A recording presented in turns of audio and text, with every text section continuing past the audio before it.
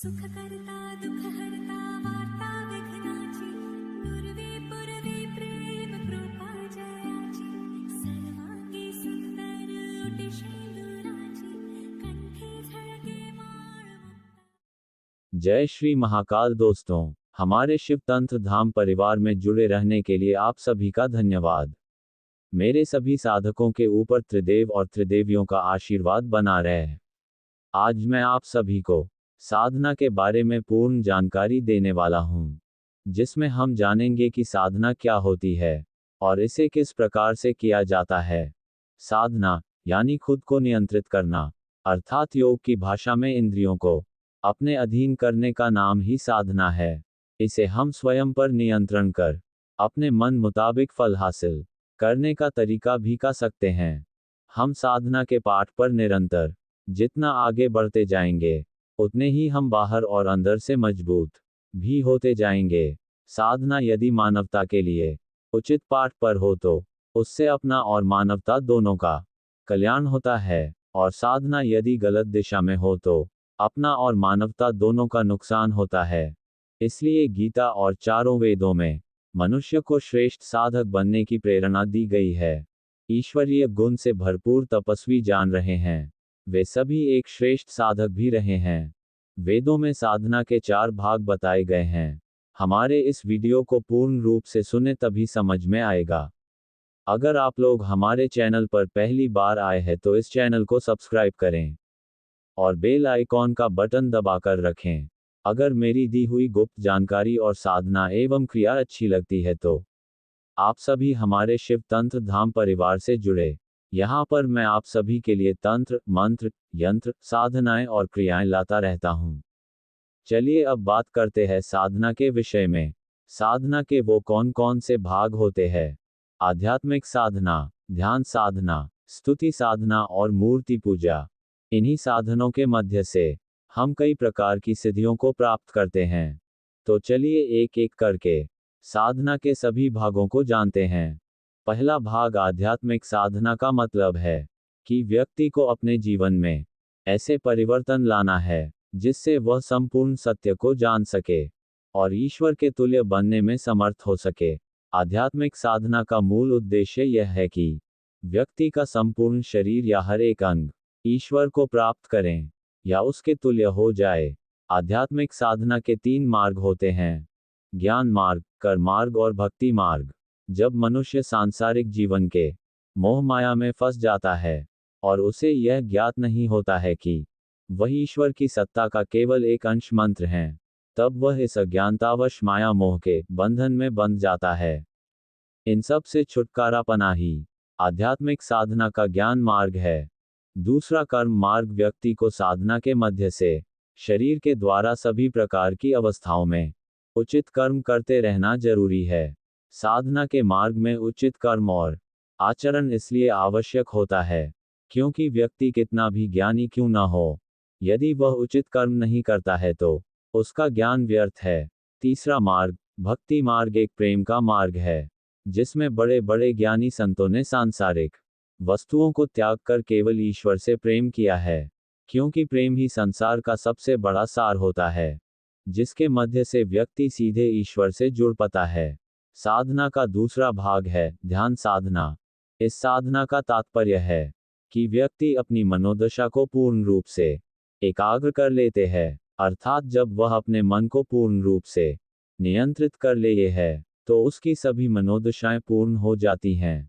ध्यान साधना के अंतर्गत हम ध्यान तब तक करते रहते हैं जब तक हम पूरी तरह से वैसा करने में सक्षम नहीं हो जाते जैसा हम चाहते हैं। ध्यान साधना एक ऐसी युक्ति है जो संपूर्ण व्यक्तित्व का विकास करती है, जिससे हम संपूर्ण मन की शांति प्राप्त करते हैं। साधना का तीसरा भाग है स्तुति साधना।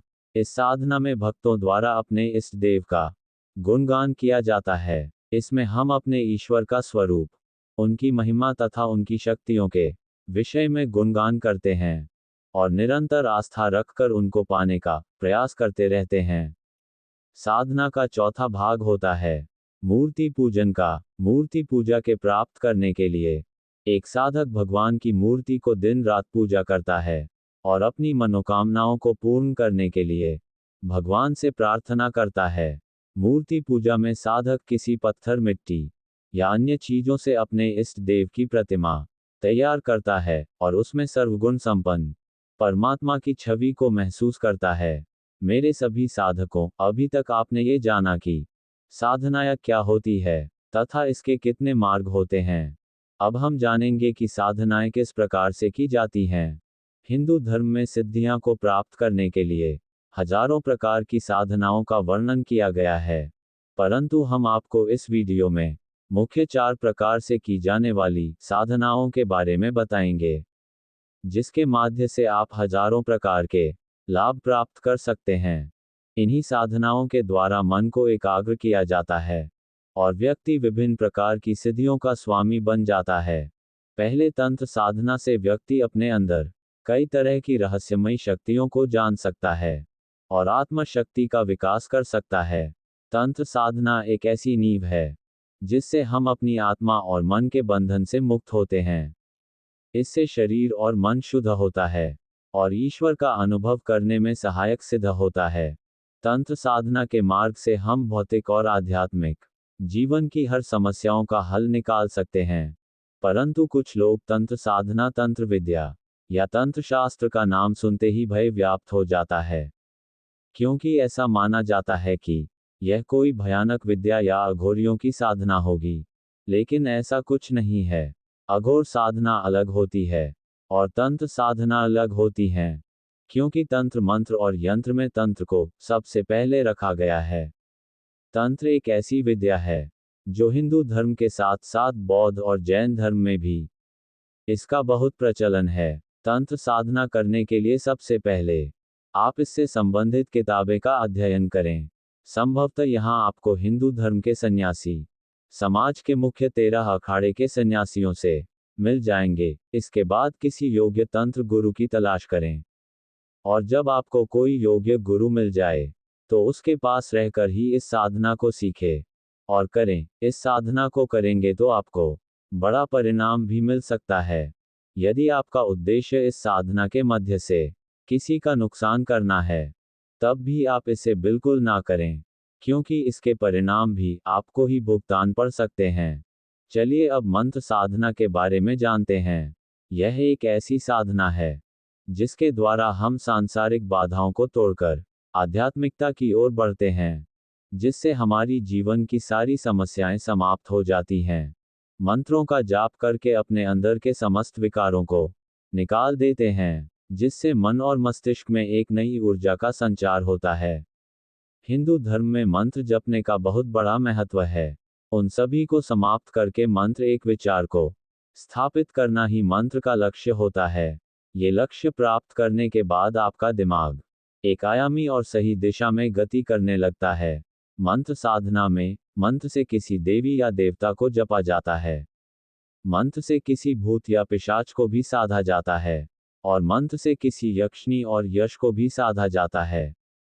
मंत्र साधना भौतिक बढ़ाव का आध्यात्मिक उपचार है। यदि आपके जीवन में किसी भी प्रकार की समस्या या बाधा है तो उस समस्या को मंत्र जाप के मध्य से हल कर सकते हैं। मंत्र जाप के 3 मार्ग होते हैं: जब मानस जाप और उपासु जाप। वाचन जाप में ऊंचे स्वर में स्पष्ट शब्दों में मंत्र का उच्चारण किया जाता है। मानस जाप का अर्थ मन ही मन मंत्र जाप करना होता है। उपांशु जाप का अर्थ ये होता है कि मंत्र जाप करने वाले का जीव या वोट हिले हुए दिखाई देता है, लेकिन आवाज सुनाई नहीं देती। इस तरह बिल्कुल धीमी गति में मंत्र जप करना ही उपांशु जप कहलाता है। मंत्र साधना में विशेष ध्यान देने वाली बात है मंत्र का सही उच्चारण करना। दूसरी बात की मंत्र का जप अथवा अनुष्ठान करना है, उसका अध्याय पहले से चढ़कर रखना चाहिए।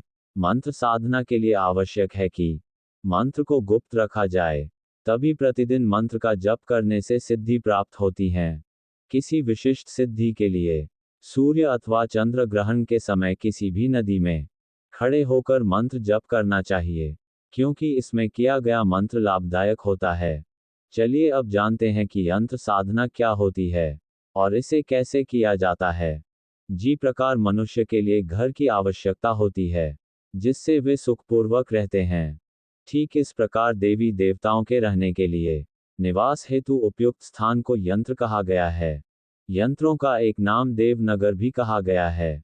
यही कारण है कि इस लिपि के आधार पर बनी भाषा को देवनागरी कहा जाता है। इन देवनगरों में न केवल देवता बल्कि प्रत्येक देव के आदिदेव प्रतिदिन देवता पर रिकर आदि भी विराजमान रहते हैं। अतः यंत्र केवल मंत्र न होकर साक्षात देवताओं का आवास ग्रह। इन्हीं यंत्रों से व्यक्ति को देवताओं की कृपा दृष्टि प्राप्त होती है, जिससे देवता प्रसन्न होकर सर्वस्व प्रदान करते हैं। इन यंत्रों के प्रभाव से सभी प्रकार की भौतिक सुख समृद्धि ऐश्वर्य नवग्रह की शांति विभिन्न बाधाओं का नाश शत्रु नाश तथा मृत्यु तुल्य कारण का निवारण प्राप्त किया जाता है। जैसे यदि किसी व्यक्ति को अपने जीवन में ईंधन का अभाव है तो वह श्री यंत्र स्थापित कर उसकी पूजा अर्चना के द्वारा अपने लक्ष्य को शीघ्र ही प्राप्त कर सकता है। हमारी शास्त्रों में भिन्न भिन्न यंत्रों का उल्लेख है, जिससे व्यक्ति किसी एक यंत्र पर ध्यान केंद्रित करते हुए संपूर्ण ब्रह्मांड के विस्तार को अनुभव कर सकता है। यंत्र मुख्य रूप से कर प्रकार के होते हैं, जिसे रेखा प्रधान, संख्या प्रधान, आकृति प्रधान और अक्षर प्रधान कहा गया है। यंत्र साधना के लिए कुछ जरूरी नियम बनाए गए हैं, जिसमें सबसे पहले तो प्राण प्रतिष्ठित यंत्र की ही पूजा की जाती है। ये किसी भी मंदिर योग्य और सिद्ध ब्राह्मण ज्योतिष या तंत्र विशेषज्ञ से प्राप्त कर सकते हैं। यंत्र साधना के लिए सबसे उत्तम दिन शुक्रवार को माना जाता है। इस दिन सुबह स्नान कर एक थाली में लाल कपड़ा रखें और यंत्र को स्थापित करें। यंत्र के सामने लक्ष्मी मंत्र, श्री सूक्त या दुर्गा सप्तशती से देवी के किसी भी श्लोक का पाठ करें। इस तरह यंत्र साधना करने से आप नाना प्रकार के लाभ प्राप्त कर सकते हैं। अभी तक आपने तंत्र मंत्र और यंत्र साधना के बारे में जाना। अब हम जानेंगे कि योग साधना क्या होती है और इसे किस प्रकार से किया जाता है। योग साधना एक ऐसी साधना है जिसको पूर्ण रूप से संयमित होकर करने से विभिन्न प्रकार के सत्यता का ज्ञान होता है और हम आत्मज्ञ बनते हैं। ये साधना जीवन को सुख शांति और आनंदित करती है तथा यह आत्मा और परमात्मा से मिलन करने का एक मध्य भी होता है। योग साधना मनुष्य जीवन के लिए बहुत महत्वपूर्ण माना गया है, क्योंकि योग से ही हमारा शरीर स्वस्थ और निरोगी रहता है, जिससे पूरे शरीर में नई ऊर्जा का संचार होता रहता है। इसलिए योग साधना को सभी साधनाओं में श्रेष्ठ मानी गई है, क्योंकि यह शुद्ध सात्विक प्रयोग है और इसके परिणाम भी तुरंत और स्थायी होते हैं।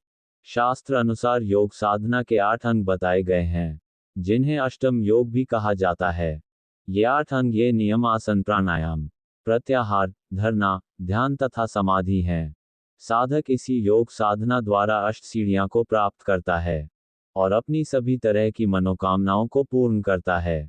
साधना के बारे में कुछ ऐसी बातें हैं जिसे जानना आपके लिए अति आवश्यक है, तो चलिए उन बातों को जानते हैं। किसी भी साधना में वही व्यक्ति सफल हो सकता है जिसके मन में अपार श्रद्धा होती है।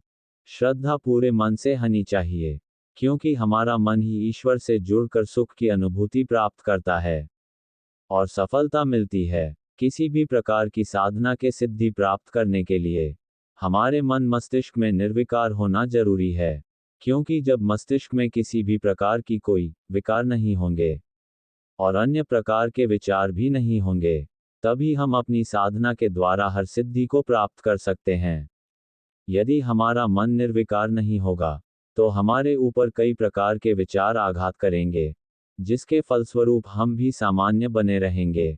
यदि किसी भी प्रकार के मंत्र को प्रभावित करना चाहते हैं तो मन का निर्विकार होना आवश्यक है, तभी हम मंत्र पर प्रभाव डालने में समर्थ हो पाएंगे। किसी भी व्यक्ति के जीवन में सबसे बड़ा शत्रु उसका घमंड होता है, क्योंकि घमंड आदमी को निर्बल बना देता है। इसलिए साधना में कभी भी किसी प्रकार का घमंड नहीं करना चाहिए, बल्कि आप ये सोचें कि जो साधना या सिद्धि को हम प्राप्त कर रहे हैं, इससे पहले भी कई लोगों ने इसे प्राप्त कर लिया है और हमसे ज्यादा ऊंचे स्तर पर ज्ञान प्राप्त किया है। जब इस तरह का विचार आपके मन में रहेगा, तभी आपको उपलब्धि प्राप्त होगी। आशा करता हूँ ये जानकारी आप सभी को अच्छी लगी होगी। तो फिर इस वीडियो को एक लाइक करें। और कमेंट करके बताएं ये जानकारी आप लोगों को कैसी लगी। एक बार क्रिया एवं साधना करके देखें तभी समझ में आएगा। क्रिया और साधना कभी खाली नहीं जाती है, कुछ ना कुछ अवश्य ही प्राप्त होता है। अभी तक आप सभी हमारे शिव तंत्र धाम परिवार के साथ जुड़ चुके होंगे, और जो लोग अभी तक हमारे परिवार से नहीं जुड़े हैं, वह इस चैनल को सब्सक्राइब करके हमारे अपने परिवार के साथ जुड़े। सब्सक्राइब के लिए आप सभी का धन्यवाद। आप सभी लोगों के लिए इसी प्रकार की जानकारी और साधना लेकर आता रहूंगा।